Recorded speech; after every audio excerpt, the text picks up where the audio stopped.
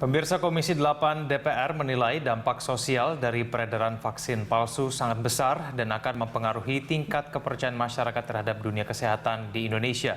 Pemerintah diminta segera melakukan penanganan serius dalam menangani permasalahan vaksin palsu ini.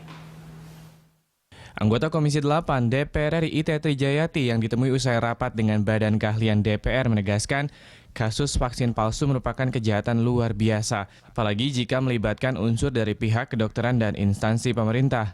Terjadinya kasus ini karena adanya kelalaian dari pemerintah, khususnya Kementerian Kesehatan.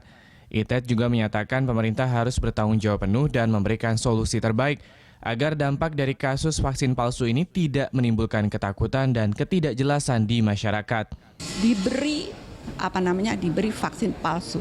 Saya sangat menyayangkan pernyataan Kemenkes, dokter bahkan mengatakan tidak membahayakan. Loh, vaksin itu sendiri memang tidak membahayakan, tapi dampak tanpa vaksin yang diberikan bisa terjadi polio, bisa terjadi kecacatan dan sebagainya. Apakah ini bukan tanggung jawab pemerintah? Nah, di sini menurut saya ada hal-hal yang pemerintah abai, khususnya Kementerian Kesehatan. Sementara itu, anggota Komisi 8 DPR RI lainnya, Ledia Hanifa Amalia, menyatakan kasus vaksin palsu ini terjadi karena lemahnya pengawasan dari pemerintah, dalam hal ini Kementerian Kesehatan. Pada dasarnya ketika kemudian ini terjadi tanpa pengawasan Kementerian Kesehatan, akan menyebabkan para orang tua cenderung untuk lebih memilih, bukannya lebih kritis, tapi memilih untuk tidak. Toh kenyataannya nanti palsu juga gitu.